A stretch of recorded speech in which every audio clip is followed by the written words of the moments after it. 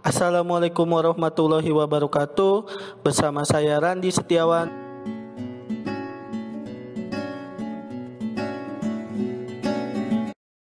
Pada materi kali ini saya akan membahas tentang radiasi benda hitam. Sebelumnya saya akan membahas tentang radiasi. Radiasi adalah perpindahan panas tanpa zat perantara. Radiasi biasanya disertai cahaya. Contoh radiasi adalah panas matahari yang sampai ke bumi dan tubuh terasa hangat ketika berada di api unggun. Hai, kalau kita ada di dalam air, kenapa bisa ada? Berikutnya saya akan membahas tentang benda hitam. Apa itu benda hitam?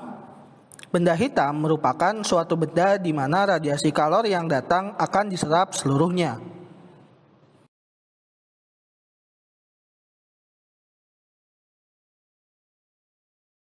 Pernahkah kamu merasa gerah ketika memakai pakaian gelap atau hitam di siang hari? Mengapa demikian?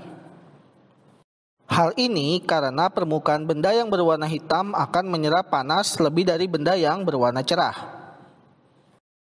Jadi, kalau orang hitam menggunakan baju hitam keluar di siang hari, maka panasnya double.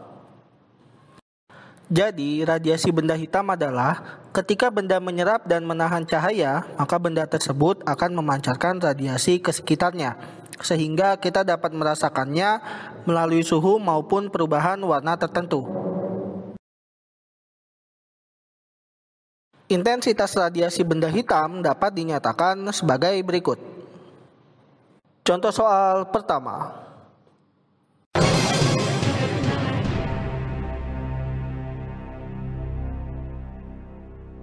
Baik, dari soal berikut ini diketahui A. Luas permukaan 100 cm persegi, kita ubah dulu ke meter persegi menjadi 1 kali 10 pangkat min 2. T. Suhu 727 derajat Celcius, kita ubah ke Kelvin dengan cara ditambah 273 menjadi 1000 Kelvin.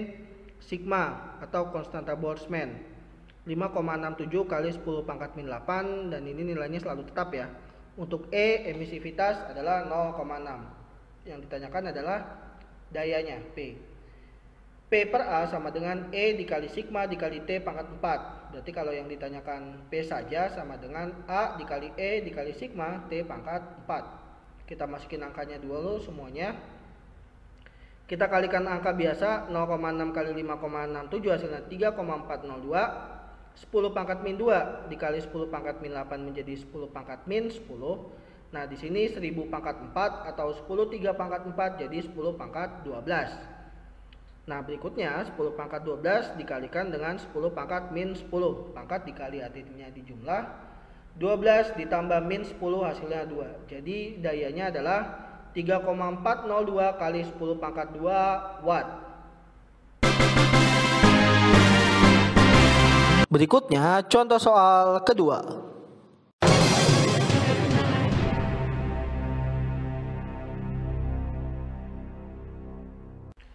Baik, dari soal berikut ini diketahui suhu pertama 27 derajat Celcius dan suhu kedua 327 derajat Celcius. Nah, suhu ini masing-masing dua-duanya harus diubah ke Kelvin ya. Dengan cara ditambah 273. Yang pertama jadi 300, yang kedua jadi 600. Nah, daya pertamanya 1200 Joule per second. Yang ditanyakan adalah daya kedua. Berikut hitungannya. P sama T dia sebanding. Karena dia berbanding lurus, jadi P-nya P1 di atas, T1 juga di atas. Kenapa di sini ada pangkat 4? Karena rumusnya adalah E sigma dikali T pangkat 4. Jadi pangkat 4-nya jangan lupa ditulis juga. P1 per P2, T1 per T2 pangkat 4. Nah, berikutnya 300 per 600 kita masukin aja angkanya. Nah, di sini 300 sama 600 ya disederhanain aja dulu. Karena kalau 300 pangkat 4, 600 pangkat 4 nanti angkanya kegedean.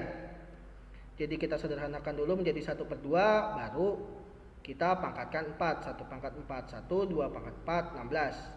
Berarti untuk P2 terakhir kali silang. P2 kali 1 tetap P2, 1200 kali 16, 19200. Jadi hasilnya untuk daya kedua adalah 19200 Joule per second. Selanjutnya saya akan membahas tentang hukum pergeseran Wien. Benda hitam memiliki spektrum yang berbeda ketika dipanaskan. Semakin tinggi suhu suatu benda hitam, maka spektrumnya akan memiliki panjang gelombang yang pendek pada suatu intensitas maksimum atau biasa disebut dengan pergeseran Wien. Wien menjelaskan bahwa panjang gelombang pada intensitas maksimum akan bergeser ke panjang gelombang yang lebih pendek apabila suhunya semakin meningkat. Misalnya pada batang besi yang terus dipanaskan hingga suhu yang sangat tinggi. Awalnya batang besi berwarna kemerahan. Karena suhunya terus naik, warna batang besi berubah menjadi kuning kemerahan dan akhirnya memijar.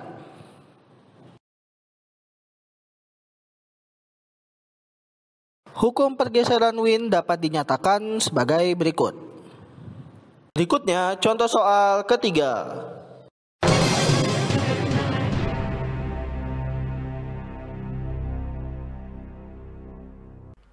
Baik, dari soal ini diketahui T1-nya sama dengan T, T keduanya sama dengan 3/2 T.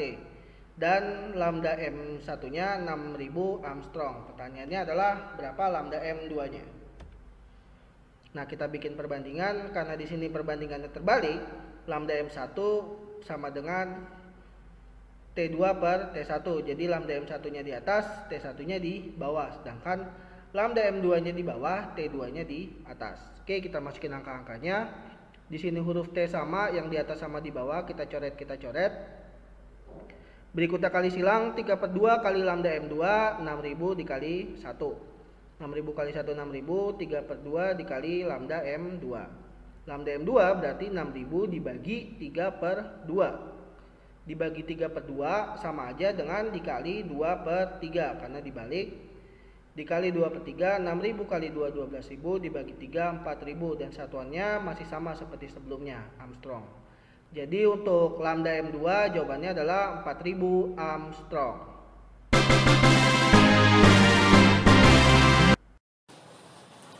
Terima kasih sudah menonton videonya. Like jika kalian suka, komen untuk memberikan saran, serta subscribe agar saya makin semangat bikin videonya. Sekian, wassalamualaikum warahmatullahi wabarakatuh.